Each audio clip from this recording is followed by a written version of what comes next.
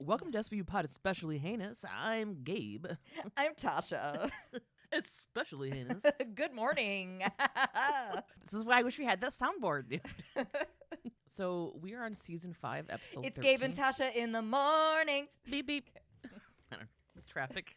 I don't know. Beep, beep. We are on season 5, episode 13, Hate.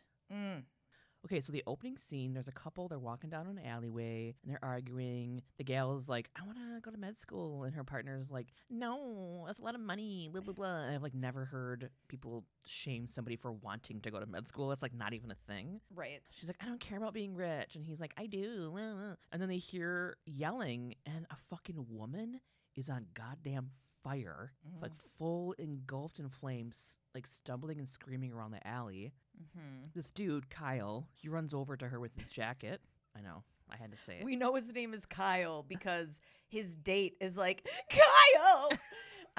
It made me think of when John and I were in that fucking Lamaze class or whatever before Jacoby was born, and they were showing us the epidural, like, how they do it, how they put the needle in and they put the thing in, and this kid, this fucking flat-brimmed fucking kid, collapsed on the floor, passed out, and his super pregnant girlfriend was like, Dylan! Were you guys laughing or trying not to? Yeah, we laughed a lot later. At the time, we were like, oh my God, and John went and got him a Powerade and stuff, and like, Oh, John. Do you ever, yeah. every now and then, yell, Dylan, to John? Oh, yeah, all the time.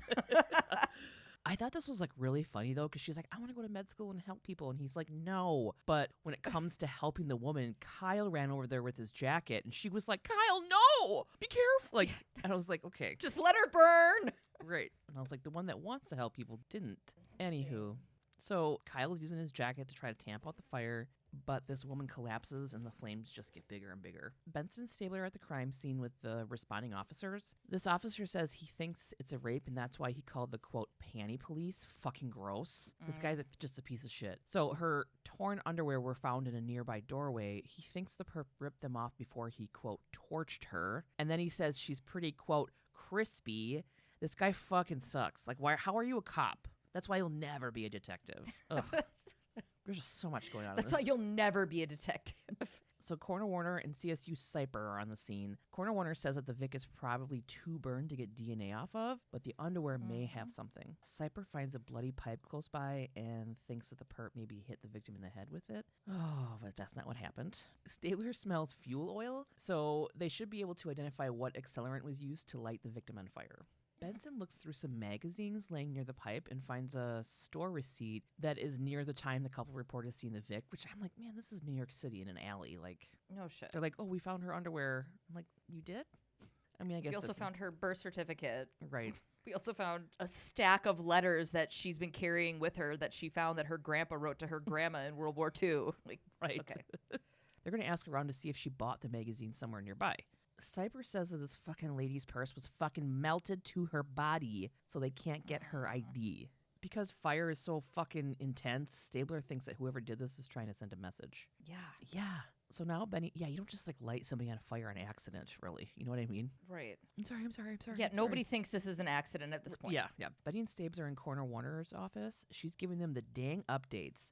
Coroner Warner calls the perp sicker than you thought. Stabler's like, how much sicker can this get? He fucking lit somebody on fire. Yeah. The bloody pipe that was found wasn't used to hit the victim. She found pubic hair and cervical cells in the pipe. It was used to fucking rape her. This is awful. We're 2 minutes in. Yeah. I mean, they've got to set up why Benny and Stabes are there. Yeah. Because the victim was wearing high boots, her lower legs and feet were not burned. Apparently, her henna tattoos are traditional Muslim designs used for weddings and family celebrations. I also found it hard to believe that her feet were so fucking well preserved just because she had boots on. Like, her purse melted to her body, and then they pull her feet out, and they're like, nothing. I was like, Yeah, but what I'm assuming is that, like, her feet were protected by her boots and the flames were kind of localized. It's not like I suppose the flames are going up, yeah. and they're going up. So, but yeah, I mean, you could just dust off those boots and throw them up on Marketplace because they were in perfect condition, which is not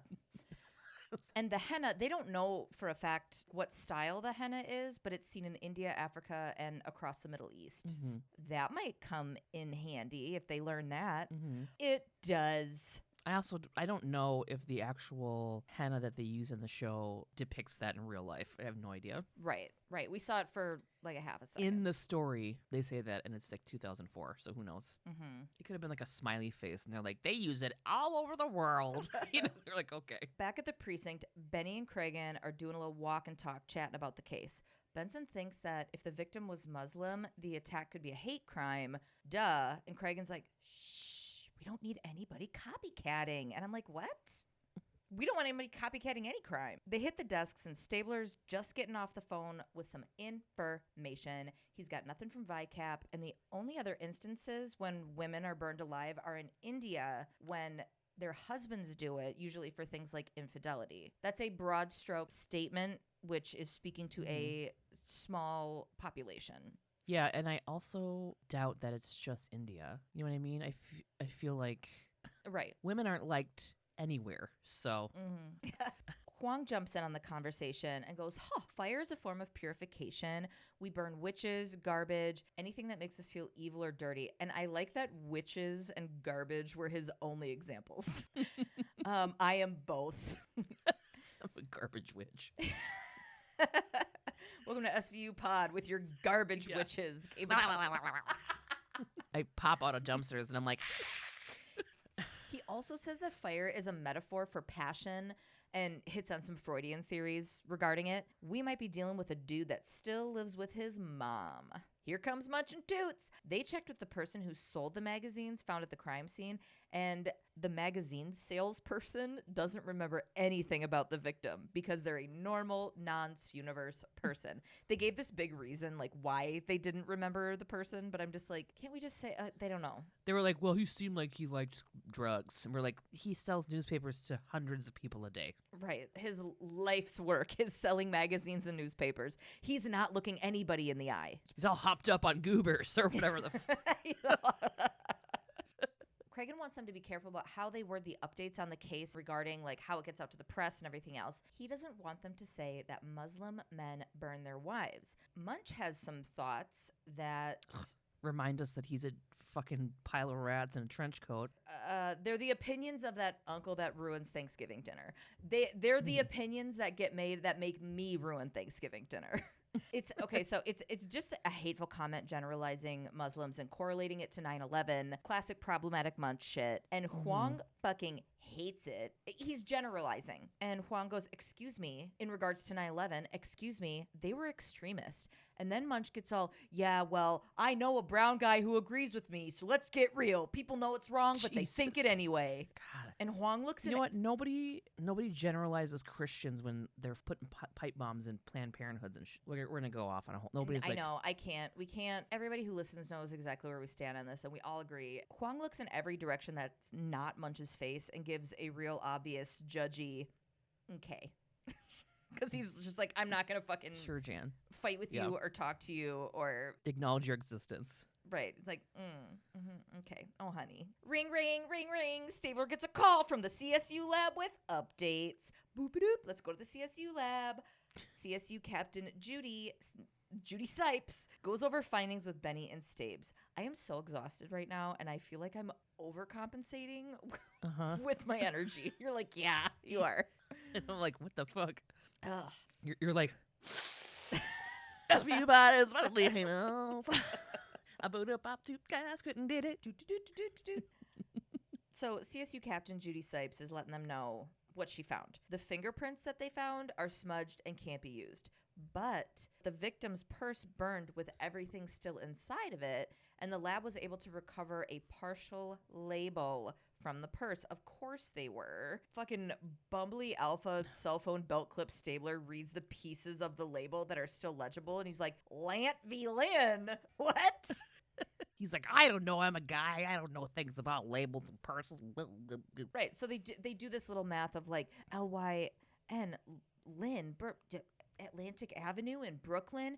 To me, it was very Simpsons, like how to cook humans, how to cook for humans, how to cook 40 humans, how to cook for 40 humans. You remember that when they were like on the spaceship? Yeah. And the CSU Cyper, who this is her fucking job, was like, whoa. figured it out, man. And Benny's like, I like puzzles. Oh. Over in Brooklyn, Benny and Stabes are showing photos of the victim's henna to this Indian artist. This actor is an SVU 4-timer. Also, she has 96 total credits, including The Sopranos, which every fucking buddy in this episode is a Sopranos former actor. She was also in Flight of the Conchords, Dead to Me, Modern Family, Grace and Frankie, fucking Crazy Ex-Girlfriend. My favorite. She says the henna could have been done by someone from Egypt based on the style. Then she conveniently sees this Egyptian artist that she knows down the street. She's like, hey, Zara, come here. Yeah, she's talking to somebody, and the lady's like, Zara! Yeah. Zara! And you're like, Come calm here. down. She's like, fucking give me a minute, okay? So this artist, this gorge woman, comes over and looks at the photos, and she's like, yeah, duh, I did this on this gal. Her name was Mira Elbisi. And so Benny and Staves are like, well, we're going to ask you a few questions. And Zara's like, cool, show me your ID, you fucking cops. Yeah.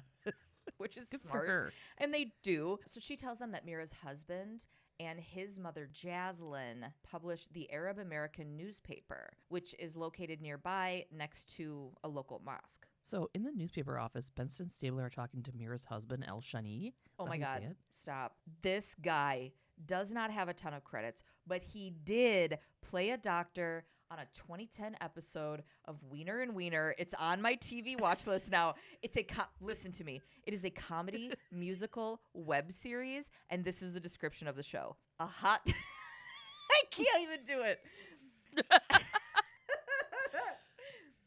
A hot dog and his human roommate try to find their way through life and love in New York City. What? I know. Wiener and Wiener. I'm going to write that down. Okay, we're in the newspaper office.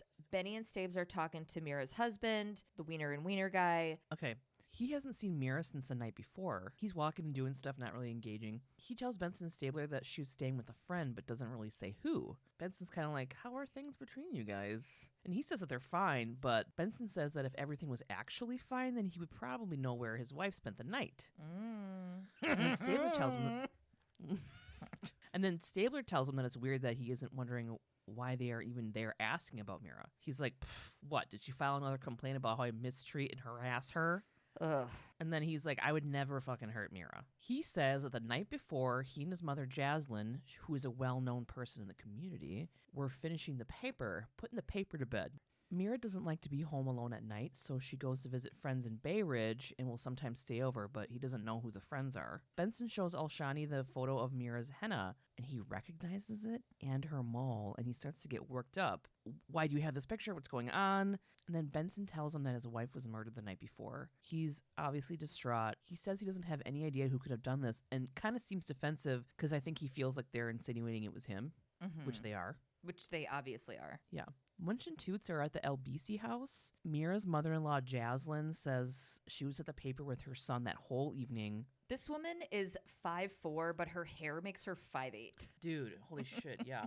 She says she went to the office at 5 and left at midnight, but her son said that she left around 10, and she's like, 10, midnight, what's the difference?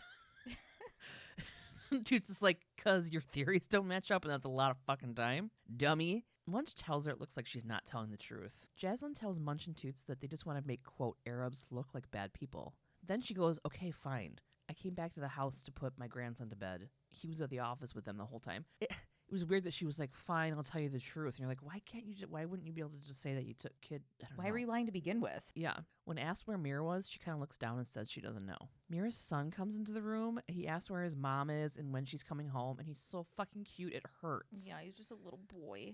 I know. In the precinct, the squad talks about the mother-in-law. Munch and Toots thinks Jaslyn was lying, and then her son may have called her to warn her the cops were coming to talk to her. Munch says that every word she said was a lie, except for maybe good morning. He's got some like weird shit on this. Yeah. I mean, he made it pretty clear in the beginning that he's got some major biases following 9/11, which was extremely common. Unfortunately. Yeah. I read this thing that said there was a study done at Brown University that hate crimes against just brown people in general, I don't even want to say Arab people, because it's like people from the Middle East, people from South Asia, because people are fucking ignorant and don't know who actually, is like people that are Hindu, not even Muslim people, whatever. Not that any of it's okay, but just those kinds of hate crimes went up 500%. Mm-hmm. Yeah, it was wild. I remember that. Mm-hmm. I mean, it still goes on now, Oh, yeah. you know. But I'm just saying it was like, I remember how intense it was when that happened. Okay, Novak walks in and she's fucking pissed and is holding a newspaper. She wants to know who the fuck talked to a reporter about this case. The paper calls Mira a victim of a hate crime and says that SVU didn't want to talk about her ethnicity because it may cause more attacks. Mm-hmm. Novak is just mad that nobody told her and she didn't have time to brief her boss, and that the newspaper report makes her look incompetent. Which, okay, whatever. Stapler comes in with a report. 3 weeks ago, Mira called the cops to say she was afraid of her husband. When the cops get there, she apologizes. 1 week ago, a neighbor calls because they hear shouting from the LBC apartment, and Jaslyn sent the cops away. Cragen wants detectives to speak with the neighbor. Go on, get! Bam. So now, detectives are chatting with the neighbor that called the cops. This dude played Tom Burgess in Season 1, Episode 3 of SVU, and I immediately went back to recording our first few episodes and how I will never revisit them. Yeah. I wish they would explode or something. So this guy, the neighbor, he thinks that Mira's husband hit her because her lip was busted the next day, and she gave an excuse to him, but he didn't believe her. The dude neighbor also thinks that Mira wanted more freedom. That is his opinion. Stabler asked if the neighbor ever spoke to Mira's husband, and he hadn't. And then Stabler's like, you got a problem with Arabs? And the guy's like, no, he's got a problem with me. The neighbor says that Mira's husband is really educated, but seems to have an issue with tradespeople. So he was accusing her husband of being classist. Mm-hmm. And he added that it was obvious Mira hated living with her mother-in-law and says, quote, she felt squeezed. When they would shout at each other, they would turn up the stereo. Mira did tell the neighbor about a Jewish guy that she was friends with named Joshua Feldman. Mira confided in him, and he was a do-gooder religious guy working for some organization. Let's go find him. At the Interfaith Council, Benny and Staves are talking to Feldman. He was in 6 episodes of The Sopranos. They ask him about Mira, and he gets fucking pissed. He's like, did her fucking lunatic husband beat her up again? Josh was expecting her the night before, but she never showed up. He fills them in on what the organization is about, and he says that they're trying to build bridges between Muslims and Jews, and she wanted to be a part of it. So Josh called her house, but hung up when Jaslyn, her mother-in-law, answered. They're like, oh, why'd you hang up? He wasn't about to ask where she was. She's a married Muslim woman, and he was a strange man calling at night. Like, all he's going to do is get her in fucking shit. Mira worked at the council secretly. She didn't tell her husband because she was afraid of him. Stabler tells Josh about the attack and how Mira was found 2 blocks away. Don't laugh. I know. Josh just sits back and looks devastated. That's when Benson goes, were you guys more than friends? And Josh is like, yeah, we were in love. Her husband knew about it, and when he found out Josh was Jewish, because that was the problem, he told Mira he would not let her go, which is motive. That's so like, it's like, oh, you're having an affair? Oh, man, he's Jewish? No! Like, what? Yeah. I hate this episode. Any religious episode is like, I can't deal with it. Go. At the precinct, Jaslyn and Elshani are brought in for questioning. Okay, so this is like one of those boom, boom, boom, boom, back and forth questioning scenes. Jaslyn's being questioned by Munch and Stabes, who is rolling the shit out of his sleeves, like right when we cut to the interrogation room. She admits that she didn't get along with Mira, and she has this fancy cadence to her voice, and she's like, we're from different generations. We didn't get along. This was no secret. Like, it was very fancy. She's the kind of lady that would have corrected CSU Judy and been like, you purse your lips. You carry a handbag. Her handbag was burned to her body. Like, you're missing the point. So Jaslyn tells the detectives that she doesn't know where Mira was the night she was killed. Cut to Elshani being questioned by Benson. Benson wants to know why Elshani didn't know where she was. Why didn't his wife tell him where she was going? Benson then brings up Mira's boyfriend, and Elshani tells Benson not to defame his wife. But you can punch her. That's cool. Ugh. Then she pulls out the smoking gum and asks him if he left the newspaper around 6 p.m. with a can of fuel, because a search warrant was obtained for his car and traces of oil were found in the trunk. Back in Jaslyn's room, She claims that the oil was needed at the newspaper office because the boiler was out. You need oil to prime it, and the service company wouldn't come out, so we had to get some ourselves. Benson tells her that they think she and her son went and started a fire. Jaslyn says they're not barbarians, they're faithful Muslims. And Stabler says, and you couldn't bear that your daughter-in-law was in love with a Jew. And I'm like, woof, yikes on spikes. This whole thing.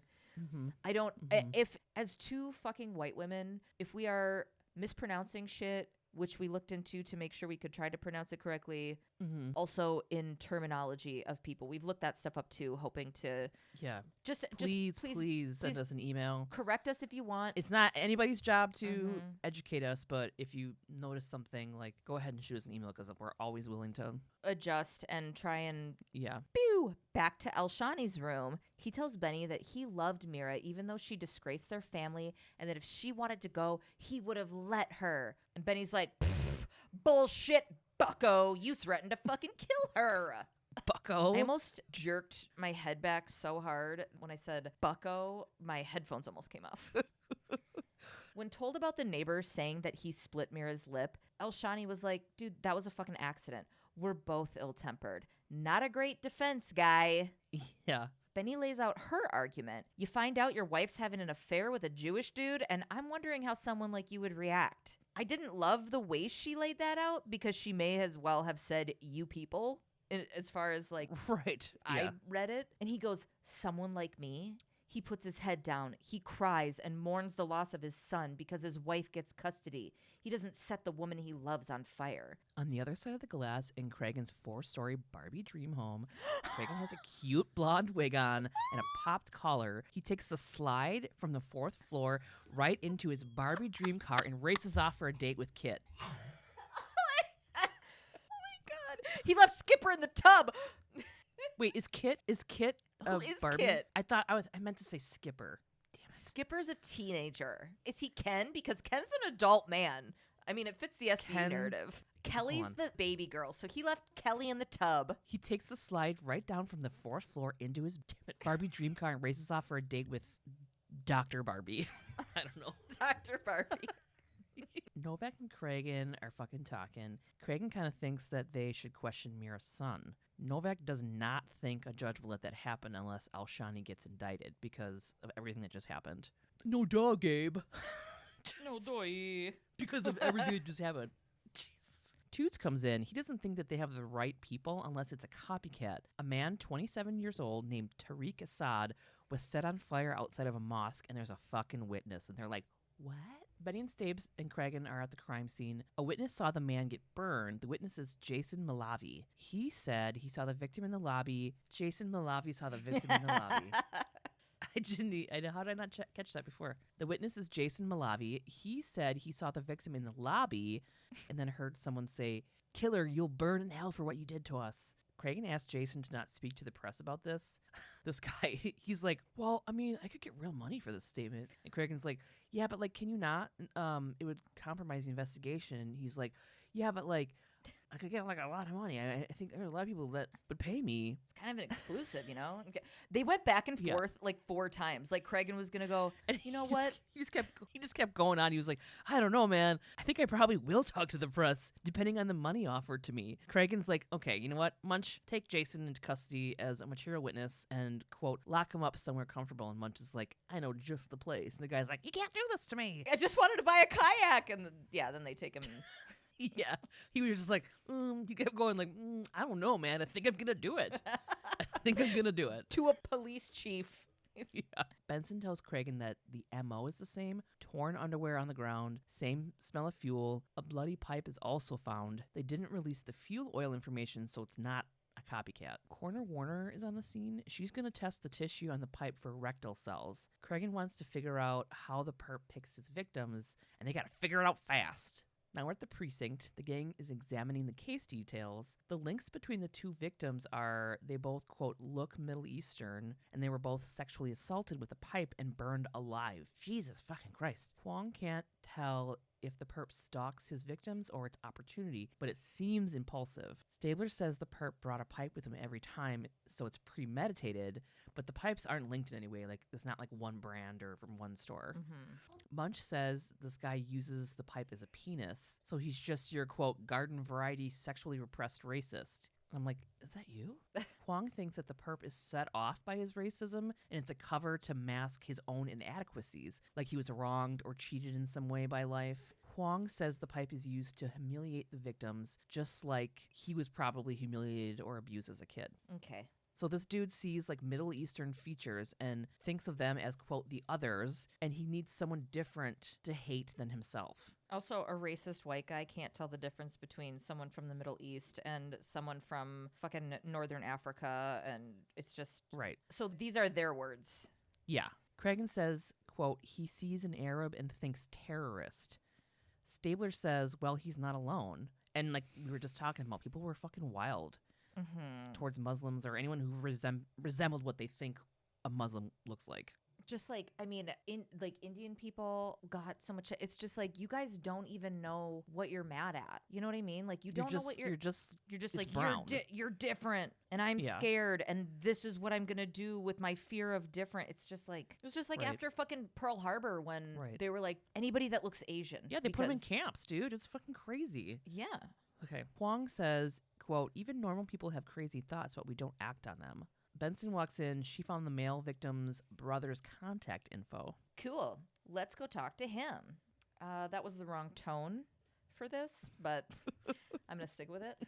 Let's go talk to him. James Assad. James says that his brother came to the U.S. to study engineering. Tyreek spent a lot of time at the local mosque. He was a very observant Muslim. James doesn't believe Tyreek would even know anybody from that part of the city. It was a very closed-off Muslim community. Tyreek wanted to work on educating others. He was teaching Christians and Jewish people about Islam. James said he called it building bridges, and he belonged to the Interfaith Council. And Staves is like, yeah, we heard that before. Let's go back to the fucking Interfaith Council and talk to Josh. Benny and Staves walk in and they're like, hey, Josh. What?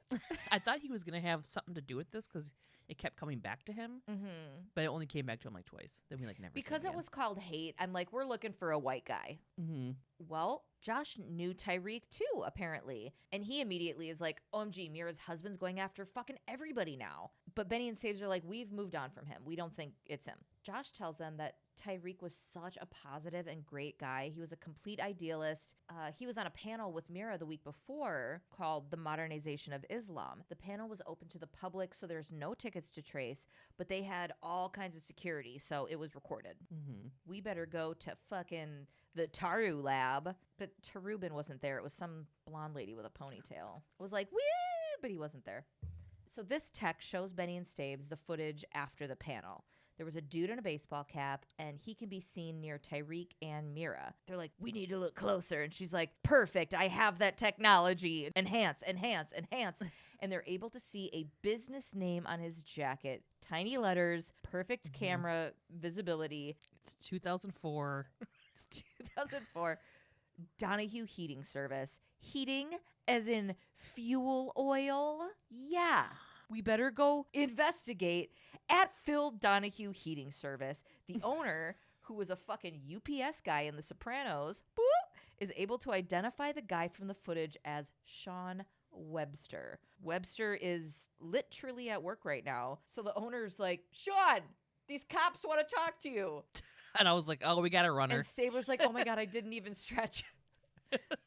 And then it's like, bum, bum, bum, bum, bum, and Sean runs for 3 seconds, and Stabler catches him and throws him into a fence and fucking cuffs him. While he's being taken away, Sean looks at Stabler and says, you're like me, man. I know you are. And he means racist, so... Now we're in the precinct. Sean is being questioned by Benson and Stabler. Sean says he ran because he had been in trouble before. That's it. No big deal. I was like, He starts talking about the murders like in a hypothetical way, like, quote, if someone were to say what you say I did, shit like that. Yeah. You know? Yeah. If he's guilty of anything, it's wearing too many rings. I did not like him. It's like, okay, jeez. Okay. Okay, fucking Chris Angel, fucking mind freaking in the precinct. He's like, was this your card? And they're like, answer the goddamn questions. He starts saying that they would understand why the person did it because, quote, these people pretended to be good but weren't. He says the man who did this knew they were bad because of the color of their skin and their voices and were a danger to, quote, our way of life. Freedom and democracy. Fucking America shit. And then he says that if these people get money from overseas for terrorism and don't believe in freedom and democracy, then they ought to be killed. Fucking gross. Yeah. On the other side of the glass, Huang says it's like Sean is almost disassociating. Cragen thinks Sean is just trying to get Benson and Stabler's approval. Novak walks in. Cragen lets her know that the fuel oil in Sean's truck was a perfect match for what was used to burn the victims. The same oil sells 360 million gallons every 10 seconds. Holy shit. So she's saying, like, she threw out that fact and was like, that doesn't really mean shit, dude. It's like, so what? It's everywhere. Munch says that the accelerant benzene was used, so they'll need to get a search warrant for Sean's apartment for that. Huang thinks that they need to keep Sean talking. He seems like he wants to confess, but he will need to feel heard first. Yeah. And Cragen's like, until he says the magic word, I want a lawyer. And Huang's like, this guy's not asking for a lawyer. If Benson and Stabler keep listening, he'll keep fucking talking. He's just one of those guys. I love Huang so much in this scene like that, where he's just staring through the glass and he's like, if they keep listening, he'll keep talking. And I'm like, oh, how good does it feel to just like know that? I know. I love, He's got such a curious mind. I know. Now we're at the Webster residence. Munch and Toots search the apartment, and Sean's mom is pissed. There's like posters on the wall too, like racist, like. And Sean's mom is pissed. She tells him Sean didn't do anything and tells him to leave. Toots tells her to fucking stay out of their way or they'll arrest her too. Munch gives her the search warrant. Munch finds a book called, quote, How to Cook 40 Humans. Yeah. It's called the Citizen Survival Manual, published by, quote, the White People Press. There's a whole chapter with instructions on how to start fires. Oh, in Sean's closet, Toots finds a cleaning product that contains benzene. Sean's mom looks worried. Now we're back at the precinct. Sean's still in an interview room. What? OMG. No, lethal injection. He has a wraparound barbed wire bicep combo infinity symbol tattoo. Barbed wire is pretty sick, though. It was barbed wire, but the barbed wire was made into infinity symbols around his arm. I didn't see that. Yeah. He's like, forever hate. XOXO, gossip girl. Sean doesn't think that he'll go to jail because people will understand why he did this shit. He thinks things should be easier for him because he was born in America and he's pissed about immigrants. And we're like, sorry, you're like a white man. Sorry, you've had all the opportunities and didn't do anything about it. You're literally handed life. You're the highest in the food fucking chain. You have the most opportunity. You have the biggest head start. Yeah. Benson pops in and says they found that cleaning shit with benzene in it in his room. Sean says he already told them what he knows. When are they going to just let him go? And then he starts going off on how things were different when he was a kid and there weren't all these, quote, people. Benson's like, oh my God, dude, there's always been foreigners. There's always been immigrants. We are immigrants. This country was founded on immigrants. But Sean says, yeah, except now they rent places in Jersey and set up their little cells and they bomb buildings. Fucking psycho. Yeah. Benson asks if someone told him that Mira and Tariq were involved in 9/11 or something. She's trying to figure out why the fuck they're targets. Sean thinks that all Arabs had advance warning about 9/11 and sold their houses and moved back. He thinks all of the immigrants of Middle Eastern ethnicity are all linked to terrorism. This guy is fucking... Stabler does that thing where he attempts to make Sean think he has the same feelings. He's like, yeah, I mean, I admit it. I see them walking around. I don't like them being here. Which makes fucking Sean's dick move. You know, immediately falls for it. Yeah. Sean way too easily warms up to Stabler and they're like talking about schools they went to and being Irish or whatever and are having sort of like a little bond. Oh, and being Catholic. He's like, you're Irish and you're fucking Catholic? Oh, I should totally believe you even though I've been in the cell for like fucking 5 hours. Sean thinks he didn't get to go to college because all the spots were all bought by Arab people with, quote, oil money. What in the fuck? Yeah. Stabler's like, yep, it's a bitch, man. And dude says, so you understand? And Stabler's like, yeah, sure. Yep. Stabler's like, dude, one of my best friends died in the World Trade Center. What do you think? Dude looks at Benny and goes, see, you don't get it. He gets it. And Benny's like, oh my God, Shamrock, you have no fucking idea. Like, Right. On the other side of the glass, Toots and Cragen are having a tea party, and their little hands don't move because they're stuck together because they're Barbies. Toots tells Cragen the cleaner from Sean's room is a match to what was found at the murder scenes. Sean has been in the interview room for 4.5 hours. Toots is like, do you want me to go in there and try and light him up? I'm a black dude. He'll be pissed. Yeah. And Cragen's like, sure, go ahead. Back in the interview room, boop, boop, boop, knock, knock, knock. Here comes Toots. Stabler introduces Toots to Sean, and Sean is so mad that Toots is there. And I'm like, why? Why Sean? Sean's immediately like, you don't like me very much, do you? To Benny. And she's like, no. She's like, I don't really care either way. Whatever. Like, I don't care about you. I'm hungry. You're annoying. He then tells Benny that she looks like she has, quote, some color in her. Whoa. And Benson goes, what's it to you? He starts throwing out fucking racial slurs, trying to rile up Benny and Toots. It does not bother either of them at all. Can you imagine Toots going fucking full Stabler, by the way? Like, he's so fucking chill. Yeah. Fucking Stabler's standing in the corner, and he's doing that rocking thing, like in Mortal Kombat, just, like, waiting for this guy to fucking piss him off. And Benny and Toots are like, oh, my God, will you just fucking confess some shit? Oh, I'm a what? And, like, just the gross shit that this guy says. Yeah. But Toots is like, all right, call me whatever you want, dude. I've got some words for you, okay? Killer, psycho. Sean's like, hey! Yeah, he, like, really fucking gets... Yeah. Then Sean admits that he did kill Mira, but he says he didn't want to. Toots is like, oh. Yeah. She's like, you're a little sicky. Like, the dude started speaking in we statements, and he's like, they lied to us. She told us she was a good American. He said he was our friend. They're all liars. And I'm like, who are we? Who's us? Yeah. After the interrogation, Benny and Toots get an off-brand soda from the soda machine and chit-chat about what happened in the room. And Toots just shrugs off this guy's racist ranting at them and goes, couple of 100 years, races will be so mixed up it won't matter. Who care? Why do I care? And I'm like, oh my God, a couple 100 years. I was like, no way. And I was like, no way. It's going to be a lot sooner than that. You think so?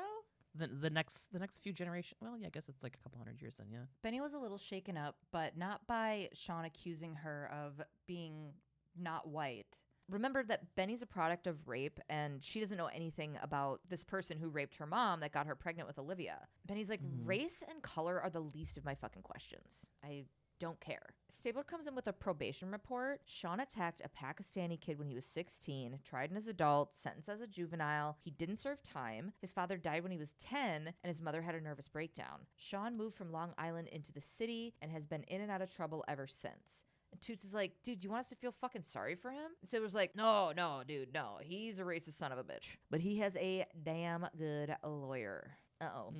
Okay, now we're in Cragen's office. Sean's lawyer, Oliver Gates, who I love. I mean, I think he's awful and smarmy, but he's such an awesome fucking actor. Oh, can I tell you who he is? Yeah, he's in everything. He is, but I scrolled way the fuck back. So Oliver Gates shows up 5 times on SVU, a little reoccurring lawyer action. He has a ton of roles under his belt, but probably one of his most important was one of his earliest. He was Brad Majors in the Rocky Horror Picture Show. Oh my God, yeah. Yeah. I forgot about that. He's got a great voice, too. Oh, yeah. So yeah, in Cragen's office, Sean's lawyer, Oliver Gates, says that the confession was inadmissible, claiming it was provoked.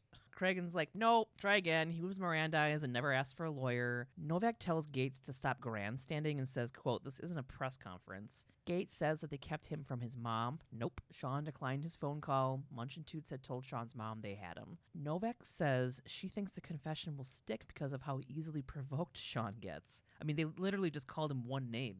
And it was Killer and Psycho. Oh, 2 names, yeah. Gates is like, we'll see. See you in court. Novak tells Cragen she's seen that smile on Gates before. It's usually right before crushing his opponent in court. But Novak doesn't think that she'll need to tack on the hate crime extensions to the sentence, which I'm like, you should anyways. They should prosecute Sean's actions, not thoughts. Cragen wants to try and charge him with the hate crime because he killed out of hate and that matters, and it will show motive. And duh, it's about making a point. Cragen gets a call. Fucking Sean killed a Muslim prisoner at a central booking. Like, holy fuck. Now we're at booking. The officer on the scene says Sean freaked out and stomped the other prisoner to death. Novak was like, why the fuck would you put him in general population? The fuck? And the officer was like, we weren't informed about the racial shit and or Sean's other murders. Oh, it was just a fuck up. That where somebody fucking died. Okay. Whoopsie doodle. Craig can tell Sean his lawyer's going to be pissed because he just convicted himself. And Sean's like, I don't care. And then he says, quote, one less Arab, one less terrorist. Fucking Gates shows up out of the shadows. Everybody just like a look over, like, oh. And he's like, not another word, Sean. And he says that Sean's latest murder in booking proved his theory. Sean will get sent to a mental hospital. Gates is going to fucking argue that he is biologically and genetically predisposed to hatred and violence and he has no control over his actions. Cragen argues about this idea, saying that no one would ever be responsible for their actions if that excuse was used. And it's such a stupid defense. Like, we have done this like 4 or 5 times in the last like 5 seasons. I know. It's ridiculous. And then fucking and Gates is like, he's about to leave and he's like, it's the ultimate defense. And then he fucking rips some Nar waves on his jet ski while he crushes a Mountain Dew. So he's like, it's the ultimate defense. Johnny Utah. We're friends. I love you. Okay. Now we're in court. Novak tells the courtroom that this defense is fucking absurd because it is. Yep. Sean fucking sodomized and raped 2 people and beat a prisoner to death. His guilt cannot be determined by his genes. And then Gates goes, "Dar, you say the law or your opinion?" Did you catch that? The way he said that? No. Oh, it was fucking weird. I laughed so hard. He's like, "Dar, you citing the law or your opinion?" Novak says the law is clear. New York doesn't have an insanity defense of irresistible impulse. We ask that it be excluded. And the judge was like, thanks, counselor. And she did this like, I have approval. This is all I ever wanted. Gates wants to prove that Sean was born with hatred hardwired into him. Novak, of course, jumps in and says that Sean ran from the cops. He knew right from wrong. That negates a mental disease defense. Gates says Michigan versus Carpenter, not wanting to be caught is different than knowing right from wrong. Judge says that Gates haven't convinced him thoroughly enough about anything. So Gates comes up to him and hands him a motion or something and says the U.S. versus blah, blah, blah states a judge must take into consideration mental blah, blah, blah. And the judge is like, listen, I'm a tiny mole. This judge is a walrus judge. This is the walrus judge? This is the walrus judge, yeah. Oh. Why, do you have a mole joke? No. Oh, I do. Hold on. The judge is like, listen, I'm a tiny mole and I know the case because I went to Tiny Mole Law School. To counselor. But he's a walrus judge. Yeah. And he's like, listen, I'm a big walrus, and I know this case because I went to big walrus law school too, counselor. this specific walrus judge, to me, I don't know if it's, I'm just catching it now, but he not only is a walrus judge, but he is Mike Ditka in a walrus suit. I will not be fielding any questions on that. That's just accurate, and that's just true. I feel like, what about Bob? I'm like, remember when he was having dinner? Yeah. So the judge is going to look over the specific evidence to make his decision. Gates says that they have a kick-ass neurobiologist for an expert witness. Outside the courthouse, Huang and Novak are getting their steps in a walk and talk, discussing the case. They see Gates, who's like fucking 6'5", by the way. He lumbers over and says, Casey, dude, this case is going to be a blast to the extreme, bruh. And Novak's like, y'all are so fucked up. Your client killed a dude just to make himself look, quote, crazy. Mm-hmm. Gates is like, nope. My client can't control this. He said, he did say, what did he say in the courtroom? Like, whatever. Just like your opinion.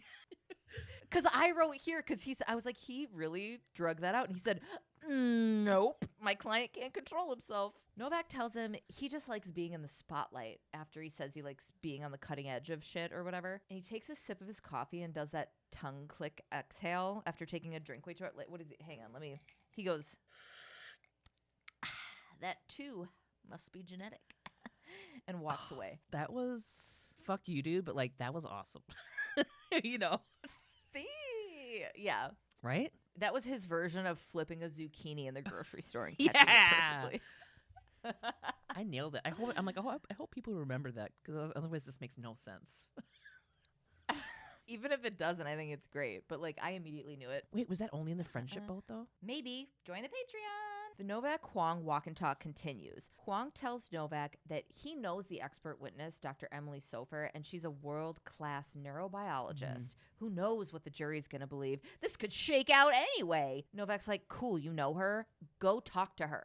Dude. So Huang goes to talk to the defense's expert witness, Dr. Sofer. It feels like they're not supposed to do this, but I guess it's NBD because they're just like doing it. And as second I see her, I'm like, oh shit. She plays Sam's mom that has Steve Carell in the basement in The Patient. Oh my God, I was just thinking about that show yesterday. Oh, I knew she looked familiar. Yeah, she plays the mom. God, that was so good. Huang and Dr. Sofer are chatting, okay? She's telling Huang, like, hey, guy, emotions can be genetically predetermined, and one day she's going to be able to treat people before they do things, like what Sean did. And I'm Minority like, Report. What is this, precog psychology? Yeah. Oh my God, doctor? yeah. I just said Minority Report. Oh my God, that's so funny. You can choose. Yeah. Huang's like, that's straight up turning psychiatry into social control. And she's like, you're living in the past. And he's like, you're living in the future. And I think they should eat some Christmas acid about it, but nobody asked me. Christmas acid. The best acid in the world. Huang doesn't think that she should use the courtroom as a place to explain her theory. Like, this is all very hypothetical, so bringing it into a trial is fucking kind of bullshitty. She's like, I think it's the best place to do it. At least it'll get some recognition. Gross. Sofer gives Huang her research to read, and she's pretty confident about it. At the trial, Gates is questioning Sofer. She tells the court that hate crimes and racism are caused by abnormalities in the prefrontal cortex. Sean's cortex is abnormally small. When she says abnormally small, the camera cuts to Sean for a long time, and he's looking around like, I wish she'd clarify that she's not talking about my Wiener and Wiener, the web series. It's like such a... Wiener and They did. It panned to him for a long time. It's abnormally small. Everybody's like, the whole court looks at him. He's like, my brain, not my dick. They use PET scans of Sean's brain and a Nazi's brain for comparison of the subcortex to prove her theory. Novak questions Sofer now. Sofer tells her that she thinks she can eventually predict who will become violent. And Novak argues that, yeah, that might be true, but you can't do it now. And Sofer's like, you're right, I can't. Now Huang takes the stand. Novak's questioning him, and he's explaining the work that he did to replicate Dr. Sofer's experiment. He also used scans to show that a black minister and a rabbi had similar reactions in their brains as Sean and the Nazi did to images of groups that they have negative associations with, Nazis and Klansmen, right? Huang argues that even if genetics can be to blame, experiences also determine reaction. And he gives a great example. He's like, after you've been bitten by a dog, you might not like them, but you weren't born to hate them. Gates questions Huang now. He thinks he's going to fucking dunk on him by using the genetic predisposition to high cholesterol as a comparison to Sean's predisposition to violence, and tries to get Huang hung up on semantics when he makes him say that anyone could become violent at any moment. Huang's making excellent points, and this guy was obviously the head of his debate team because he's just spinning fucking everything. I hate this kind of lawyering. You're not proving a good point. You're just twisting words so that someone is forced to say something that sort of falls in line with what your point is. And I don't understand how anybody in a jury sees it and goes, yeah, like I don't get it. Now Sean takes the stand. He got into a lot of trouble growing up and admits to fighting who he calls, quote, Arabs at school, which obviously could mean, again, like we said, anybody from the Middle East, from India, from North Africa, from South Asia, just an ignorant term, not an informed one. Sean killed Tariq and Mira because he went to their panel and got all worked up because panel. Did you hear how I said that? Because he went to their panel and got worked up because they were lying, saying they wanted peace and to get along. Yep. Sean also says he isn't crazy and claims that people he killed wanted to hurt the country. Now Novak gets up to question Sean.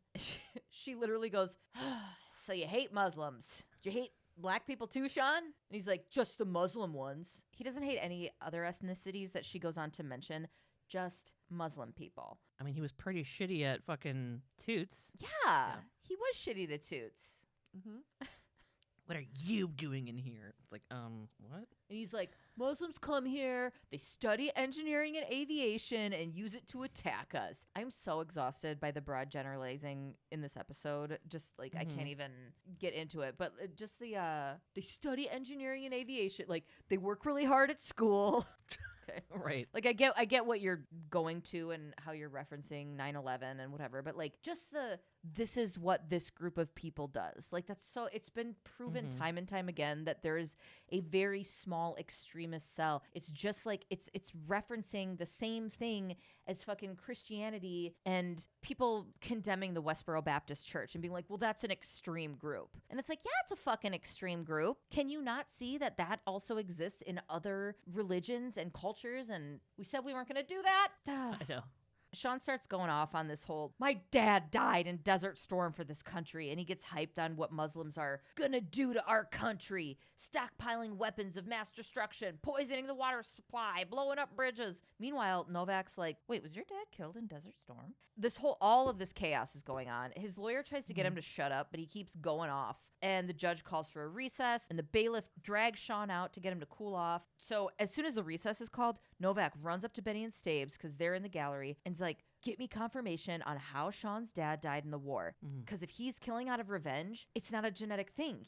It's hate and to avenge his fucking father, right? Right. Hurry! So outside of the courthouse, Gates and Novak walk out together. Gates is trying to get Novak to make a deal. Novak tells Gates she's not offering a fucking deal. He's like, oh, I thought you would jump on that.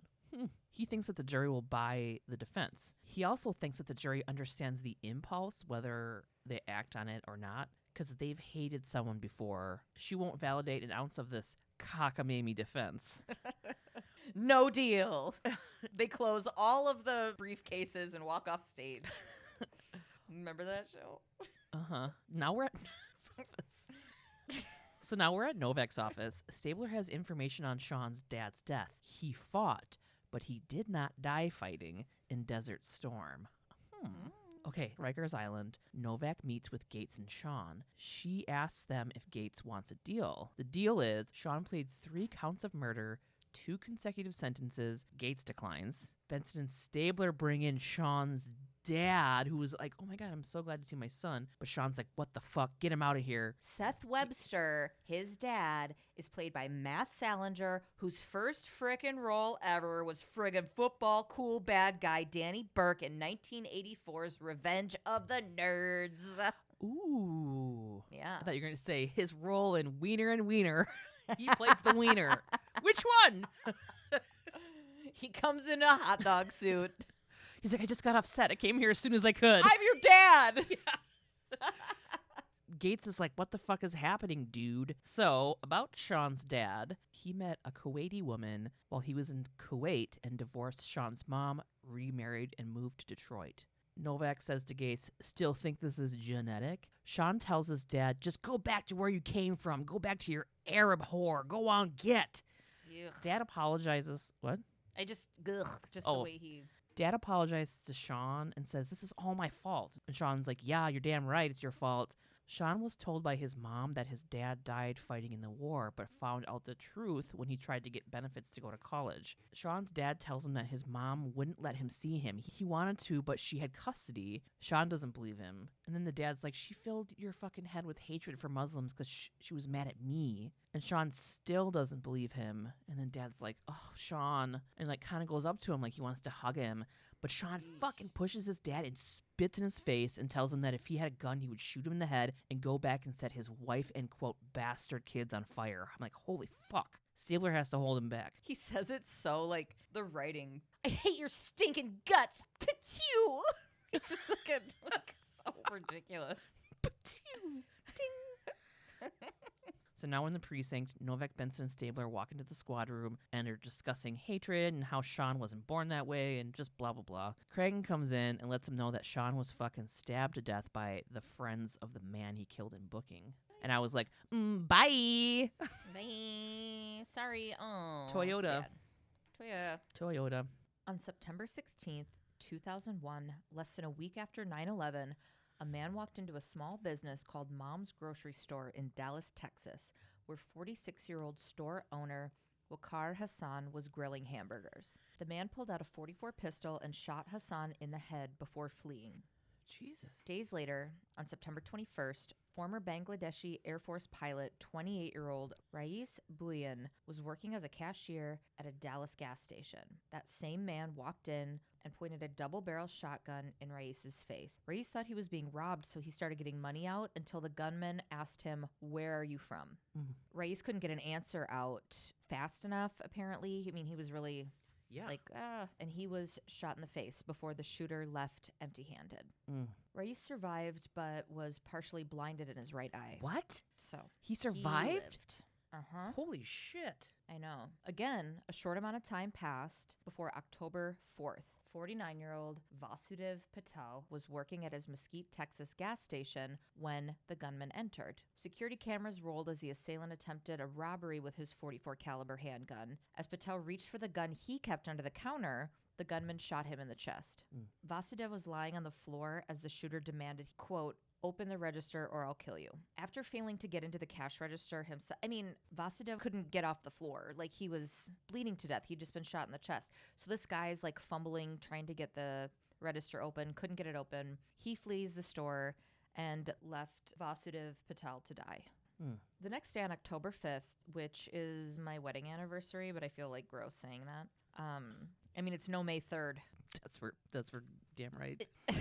Police apprehended Mark Anthony Stroman a week before his 32nd birthday. On him, they found the .44 used to kill Vasudev and a bunch of Nazi and white supremacist tattoos. Oh, God. I feel like this was our energy the entire episode. I don't want to get into gun control shit because it's pretty obvious where we land. I'm going to speak for both of us. But this motherfucker was free on bond at the time of the murders for a gun possession arrest. I will say that. So let's hit this dude's history for a second. Mark Anthony Stroman was born October 13th, 1969. Stroman had an allegedly abusive upbringing and troubled youth. At 9 years old, Stroman was stealing bikes, selling and using drugs, running in the streets, and failing out of school. He was involved in an armed robbery at 12 years old. He left school with an 8th grade education and was in and out of juvenile detention centers. At 15, he was married and started having kids. I know nothing more about his personal life, like who his wife was, any of that. At 16, he was arrested for an illegal switchblade knife, then again 4 years later in possession of brass knuckles, which are illegal in Texas. Which I never understood why brass knuckles are illegal. There's like so many things that could be used as like a weird lace your fingers in weapon. Like, why brass knuckles specifically? This isn't what I'm arguing for. I'm not like, listen.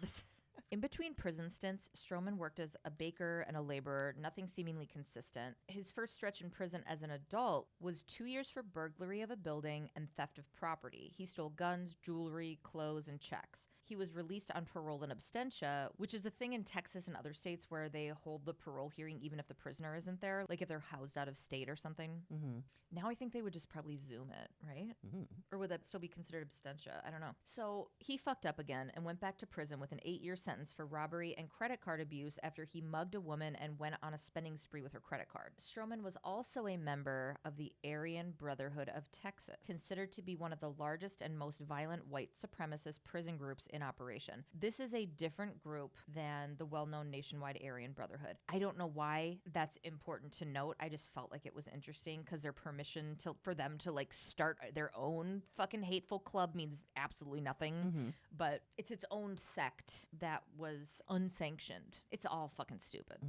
Stroman spent his life as a member full of hate and allegiance to it. Again, out in the world, on July 14th, 2001, Stroman was arrested again, this time for carrying a gun into an establishment that sells alcohol, which is another Texas law. In Texas, you can't have a gun in a bar or a liquor store or anywhere that gets 51% of its income from alcohol sales. Right, okay. So, like, they have signs all over the place, like, this is a 51%, whatever, da-da-da. Also, he wasn't even supposed to have a gun. He was a second offender felon. Okay. Even so, he was released on bond 2 days later.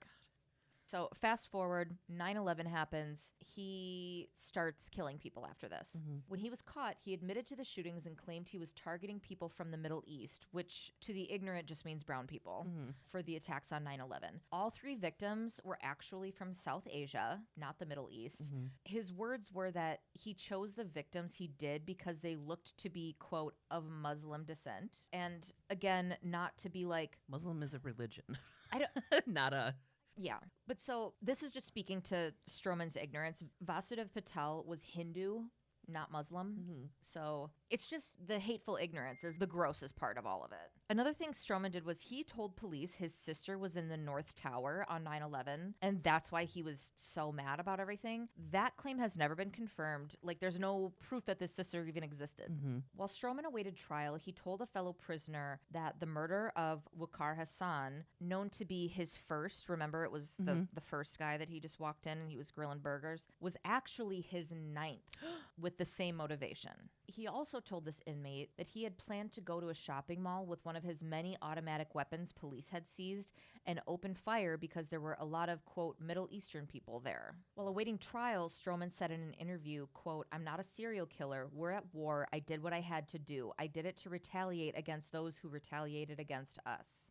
Okay, retaliation, I don't think you know what that word means. But anyway, that's just me playing fucking grammar police, but... Stroman was charged with capital murder, and 6 months to the day after his arrest, he was found guilty and sentenced to death. The jury deliberated for less than an hour. In a statement after the conviction, Vasudev's brother-in-law said this of Stroman, quote, "He is so full of hate. He said he has skin allergies against people like us. I'm happy he was found guilty so quickly by the jury." Even after Stroman's sentencing, he maintained that he did what all Americans wish they could do and showed zero remorse. That it wasn't about hate, it was about patriotism. Fucking Jesus. Now here's a twist. The only survivor, Rais Bhuiyan, was a devout Muslim. He believed that, in his faith, it was required of him to forgive Stroman. He openly protested the death sentence of Mark Anthony Stroman and even went as far as to file a lawsuit against Texas Governor Rick Perry. He was like, I wasn't consulted about this. I'm one of the fucking actual victims. I should have a say in whether he gets the death penalty or not. And the court denied it, but word got to Stroman, and this man who owed him less than fucking nothing was using the life Stroman attempted to take from him to appeal his fucking death sentence. Like, isn't that wild? Yeah. That's the level. That's what I was talking about earlier in the episode. Like, this man is so committed to his faith, and this guy tried to fucking kill him in cold blood, didn't succeed, managed to kill other people, and spew all of this hateful shit, spent his life dedicated to hating people that were other, and you're still like, this isn't okay. And it's not a death penalty argument. It goes on. Hold on. I said that like you were interrupting me and you're not saying anything. I'm like, hang on. Because of all of Rais's efforts, right, Stroman finds out, and he realizes that he was wrong and became remorseful for what he had done. Rais and Stroman eventually communicated, and Stroman was able to thank Rais for his compassion and later described him as an inspiring soul.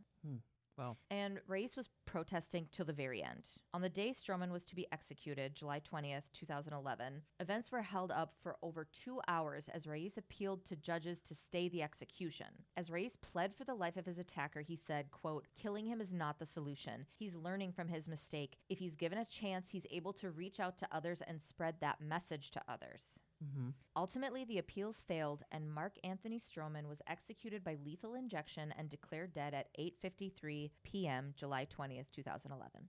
Stroman's last words were, quote, "The Lord Jesus Christ be with me. I am at peace. Hate is going on in this world, and it has to stop. 1 second of hate will cause a lifetime of pain. Even though I lay on this gurney, seconds away from death, I am at total peace. I'm still a proud American. Texas loud, Texas proud. God bless America. God bless everyone. Let's do this damn thing." Jesus. I know. This is a bummer episode. Super bummer. Some of them are really fun. Not this one.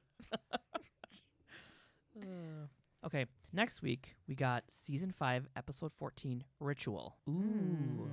Garbage collectors find what looks like an animal sacrifice. I think I remember this one, but I'm not sure. All right, well. All right. Transition. Transition. Woo! Rate and review us. Please. 5 stars. Email us at svupod@gmail.com. Send us treats and things at P.O. Box 176, DeForest, Wisconsin 53532. Check out our Instagram at SVU Pod. Follow us there. Yeah. Get pod merch and more at svupod.com and join the Facebook group SVU Pod Elite Squad, which is super fun. We also have a little chat group called Walk and Talk. Hashtag a little bit loud for all your indie pod needs. And join the Patreon. We get tons of content on there. Friendship boats, garbage cookies, deals on merch. Just extra. I love you. Bye. I love you. Bye. We're just going to stay in the dream house? Yeah. We're just going to be decorating? I mean, unless you want to throw. We're just going to have our bedroom door locked and we're 7 years old making our Barbies have lesbian sex together. Like Bob's Bacon Burger. I went to law school. Oh, no. But I also used to think that I could get pregnant by climbing the rope at the gym after a guy did. So. How old were you? You were raised 25. very sheltered.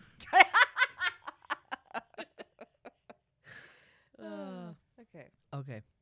And to our Elite Squad patrons, Sonia W., Marisa M., Elke H., Annie G., Mary D., Andrew, Rebekah D., Miranda B., Shelby W., Lex, Emily T., Kayla W., Mallorie G., Bonita R., Maren, Vanessa, Amy P., Melanie G., Courtney W., Ursula S., Kate H., Uyanga, Kayla J., Catherine M., Kate P., Jessica S., Nicole M., Acacia V., Katarina G., Danielle W., Kelsey D., Jana M., Joshua H., Tammy J., Bert, Crystal, Lucy M., Trisha S., Sam D., Mac Attack, Casey W., Abby W., Alexis J., Lauren T., Kaylin B., Camille Z., Nisha G., Maggie D., Kaylin, Katie M., Eliza W., Crystal B., Jessica P., Zan and J., Nada M., Sin, Christina D., Madison H., Emily Okie Dokie Artichokey,